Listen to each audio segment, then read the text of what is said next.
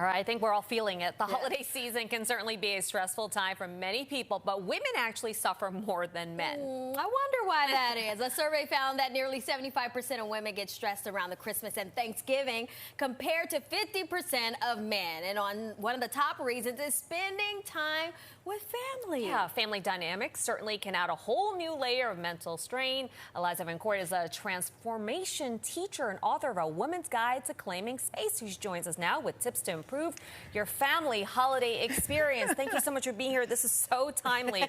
Yeah, everybody's really thinking about it right now, that's for sure. Yeah, we mentioned women. A lot of women find themselves really in the middle of a lot of family disputes where you're kind of stuck in the middle and you have to choose sides. Tell us a little bit more about what you mean.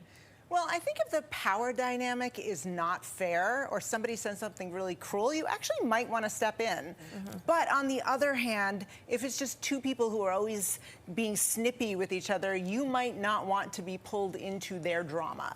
And if that happens, you can just make a little joke out of it. I call it smiley face and just be like, love you guys, but I'm not going near this one. Or love you guys, but I'm Switzerland. And then just walk away or go do your task, because you just have to let people know in no uncertain terms, you're not going to get sucked into that. Okay, so you mentioned the best way to deal with maybe that family member that makes those snide comments, you know, kind of just play it off or whatever. But what about when someone talks about your parenting and your parenting style? What do you do in that situation?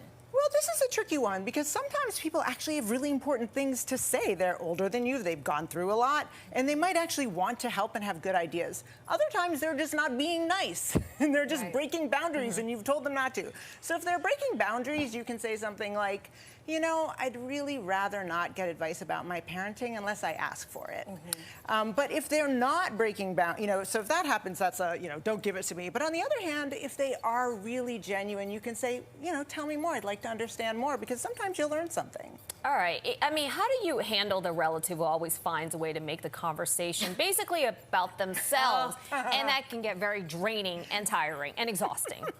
Well, I have a little technique for this. It's called ABC, answer, bridge, communicate. Okay, so, ABC. Yeah, so you answer the question or whatever they say, and then you bridge. So, for example, they're talking all about themselves, and you can be like, oh, that's really a wonderful thing. That's so interesting. You know what that reminds me of? This other time about this totally different thing. And then you just move it right on. So you don't, it's not that you don't acknowledge what you say. You just take it and you pivot. Keep it moving, basically. You keep it moving. Turn the corner, turn the corner. Exactly. All right, well, this is very helpful information for all of us as our family members. We gather over the holiday season. Thank you so much for joining us. I always love being here. Thank you so much for having me. Happy holidays. And we'll be right back.